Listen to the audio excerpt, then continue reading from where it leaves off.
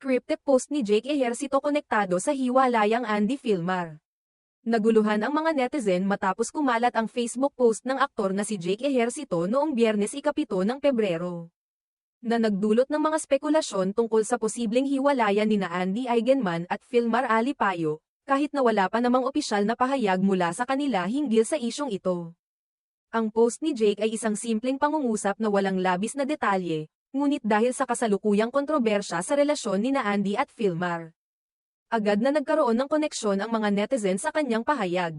Sa post ni Jake, mababasa ang simpleng linya, "Wala akong feelings about it." Bagaman maikli at hindi naman tumukoy ng tuwiran, maraming mga taga-subaybay ang nag-isip na may kinalaman ito sa usaping pinag-uusapan hinggil sa hiwalayan nina Andy Eigenman at Filmar Alipayo. Ang pahayag ni Jake ay naging tampok sa comment section ng kanyang post, kung saan ang mga netizen ay nagsimulang magbigay ng kanilang mga opinyon at hinuha. Sa halip na ang mensahe ng aktor ay manatiling walang anumang koneksyon sa isyong umiikot, marami sa mga sumubaybay ang nagsimulang magtanong at magbigay ng kanilang mga kuro-kuro na maaaring ito ay may kaugnayan sa posibleng breakup ng magkasintahan. Isa sa mga dahilan kung bakit nagkaroon ng koneksyon ang post ni Jake sa isyong pinag-uusapan ay ang mga pinakahuling pangyayari na may kinalaman kay Andy Eigenman at Filmar Alipayo. Minsan nang lumabas sa social media na may mga cryptic post si Andy na nagsasabing mayroong mga red flags at mga senyales ng mga problema sa relasyon nila ni Filmar. At ang mga pahayag na ito ay nagbigay daan sa mga haka-haka tungkol sa kanilang estado bilang magkasintahan. Ngunit, hindi rin tinukoy ni Jake kung ano ba talaga ang tinutukoy niyang "it" sa kanyang post. Kaya't nagbigay ito ng pagkakataon para sa mga netizen na magbigay ng kanilang sariling interpretasyon at koneksyon.